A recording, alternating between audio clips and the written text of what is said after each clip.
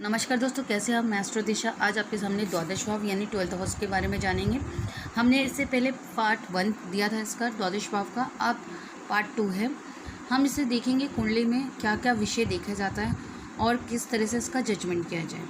मैं अपने गुरुजन को प्रणाम करती हूँ और आप सभी का स्वागत करती हूँ। चलिए जानते हैं द्वादश भाव यानी 12th हाउस का सेकेंड पार्ट। थोड़ा शॉर्ट में देखते हैं कि हमने पार्ट 1 में क्या पढ़ा है।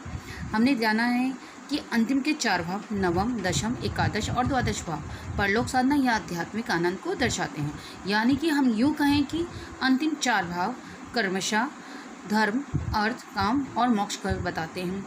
द्वादश भाव से हानि, विघ्न, प्रतिरोध, प्रतिमता या आय से अधिक खर्च होना, कठोर श्रम, छल को दर्शाते हैं। द्वादश भाव से हम कर्ज मुक्ति को भी बताते हैं और देखते भी, ये सूचित भी करता है। आइए अब हम जानते हैं कि फल दीपिका के रचयिता इस भाव के को लीन स्थान के जानते हैं और वो कहते हैं कि इसे गुप्त भाव भी कहते हैं। द्वादश भाव के विश्लेषण अलौकिक एवं जीवन की गुप्त पहलू को ज्ञात करने के लिए किया जाता है। ये वास्तव में अलौकिकता का भाव है और अगर हम इसे देखें, शयन को शोषित करता है, शासित करता है। अतः इस भाव का विश्लेषण से ये ज्ञात करेंगे कि व्यक्ति को भरपूर निद्रा आएगी या नहीं, यानी उनकी नींद पूरी होगी या नहीं। तीसरे भाव से हम जानेंगे कि निद्रा से जागना या उनकी नींद से जागना को दर्शाता है। छठे भाव से अचेत यानी मूर्छा वाली स्थिति प्राप्त होती है। नवम भाव से स्वप्न से संबंधित होता है। यहाँ कालिदास का उनका भिन्न मत है। वो कहते हैं कि द्वादश भाव निद्रा भंग का इंगित करते हैं, यानी सूचित कर रहे हैं। यदि किसी भी व्यक्ति का द्वादश भाव अशुभ की दशा आदि अवधि चलती है और अन्य ग्रहों से पीड़ित हो, वो भी ग्रह ठीक ना हो, तो ऐसे में कैसे आनंददायक नींद लेगा बंदा या जातक, ये कैसी अच्छी नींद ले सकते हैं। द्वादश भाव पैतृक संपत्ति को से भी संबंधित है। ऐसा इसलिए क्योंकि चतुर्थ भाव व्यक्ति की अचल संपत्ति को दर्शाता है और द्वादश भाव नवम जो पिता को सूचित करते हैं, और ये नवम भाव से चतुर्थ भाव है जो पिता की अचल संपत्ति को सूचित कर रहे हैं, जो पिता के मृत्यु के पश्चात जातक को प्राप्त होगी। द्वादश भाव अलगाव के स्थान जैसे जेल, शरण स्थान और ऐसे सभी स्थान जहाँ व्यक्ति को स्वतंत्रता नहीं मिलती, यानी किसी तरह से उन्हें बांधा हो, इस तरह की सिचुएशन हो, इस तरह की अवस्था हो, तो ऐसा भाव भी 12वां भाव दिखाता है। ये अस्पताल, क्षय रोग चिकित्सा या नर्सिंग होम से संबंध हो सूचित को करता है। व्यक्ति अस्वस्थता के कारण अस्पताल में भर्ती होगा या फिर वो नौकरी करेगा, यह हम कैसे देखें। आइए चलिए मैं ये भी बताती हूँ। यदि द्वादश भाव वस्त ग्रह का संबंध द्वितीय से सेकंड भाव से, छठे भाव से, दशम भाव से हो, तो आप मान लीजिए, तब आपको पता चल जाएगा कि व्यक्ति नौकरी करेगा। और यदि 12वें भाव का संबंध खाली छठे भाव से संबंधित हो, या युति हो, या आपस में दृष्टि संबंध हो, या किसी भी तरह से आपस में संबंध बना रहे हो, तो वो इलाज के लिए अस्पताल जाएगा या भर्ती होगा। आप ये सिर्फ देख सकते हैं। द्वादश भाव विदेश में जीवन स्थान परिवर्तन या माहौल में पूर्ण रूपेण परिवर्तन को सूचित करेगा। ये आवश्यक नहीं है कि व्यक्ति विदेश में जाकर ही बस जाए। जातक का स्थायी निवास से अलग कोई भी स्थान विदेश कहा जा सकता है। यदि चतुर्देश द्वादश में हो, यानी चतुर्थ भाव का स्वामी 12वें भाव में हो, तो व्यक्ति परिवेश में पूर्ण परिवर्तन का उम्मीद रख सकते हैं।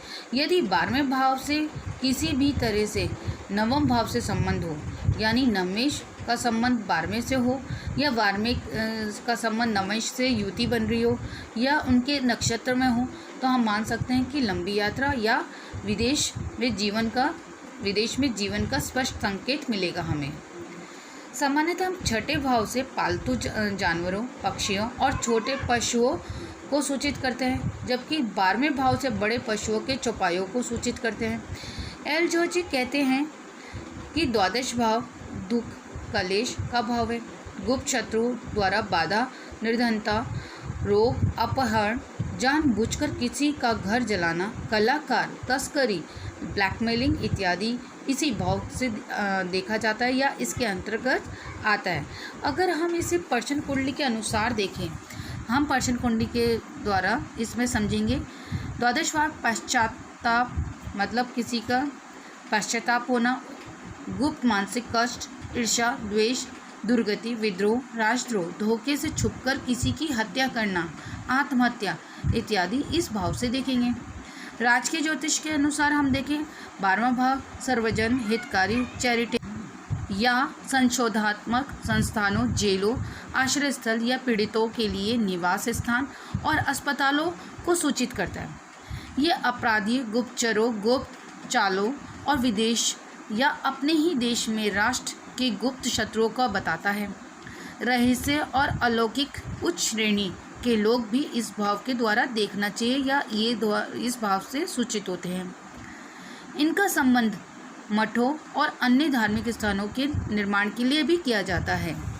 ये भाव वस्तु या बड़े भाई या दोस्तों के धन से एकादश से द्वितीय होने के कारण है, यानी कि ये हमारा जो बड़े भाई बहन हम देखते हैं 11वें भाव से, और उससे ये द्वितीय भाव है तो उनकी आर्थिक स्थिति इस भाव से देखी जाएगी।